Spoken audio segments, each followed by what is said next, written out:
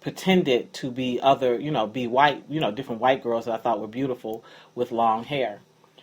I wish they went back to Eden. I want to read you. I want to wrap up this podcast reading you my intro to my book, my introduction to my book, because it's really how I feel about this topic. It's really why I brought this topic up. It's really why I'm asking you what the hair is going on.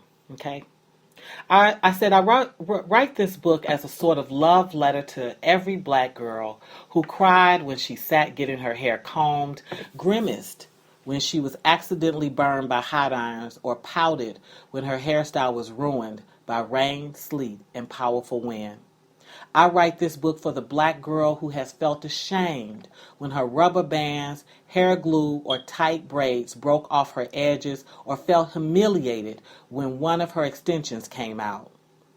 I write this book for the black girl who thinks she's ugly unless she has weave in her hair.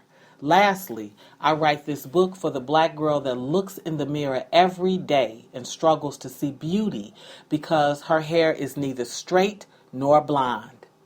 I know your struggle and your story. I was once that black girl that placed a towel on her head and pretended that she had long hair like Cher. No more. Today, 13 years into my lock journey, my hair hangs 35 inches from my crown down my back. No one could have convinced me prior to making a commitment to lock that I could grow healthy, long hair. And it wasn't until then that I was able to embrace my natural beauty. So I write this book to encourage every black girl to go back to Eden, to the very basics, that God intended. I write this book. I'm sorry, you all. I ask you to embrace the naturalness of your hair, the kink, the coil, and the curly flare, the way it puffs and poofs, the way it waves and knots and locks. I ask you, one sister to another, to stop trying to tell your hair what to do and what to be by manipulating it with black gel, excessive heat, hair glue, and store-bought hair.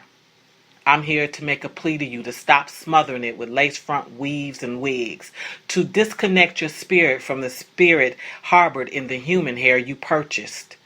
Recognize that your hair has been talking to you all these years. It has not obeyed your styling efforts because you have been asking it to do something that goes against its nature and God-given structure.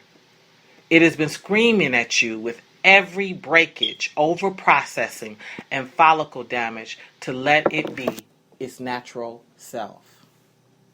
Natural self. Let black women be their natural selves. Let them rock their curls and coils and poofs and puffs. Let them stand without extra product and excessive heat and weave and follicle damage. Embrace their beauty as we continue this discussion about how diverse we are and how tolerant we are and how we all should be accepting. Why don't we start that with black women's hair? Why don't we start something? Let's don't even worry about gay is the new black, or let's not worry about immigration issues. Let's just start right at the basics of professional black women's hair. And let's leave them alone.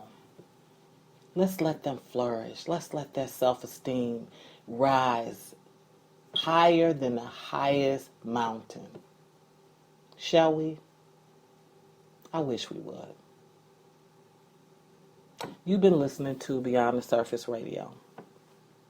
I'm your host, Dr. Wanda J. Evans-Brewer. And until we chat again, be safe in God's grace.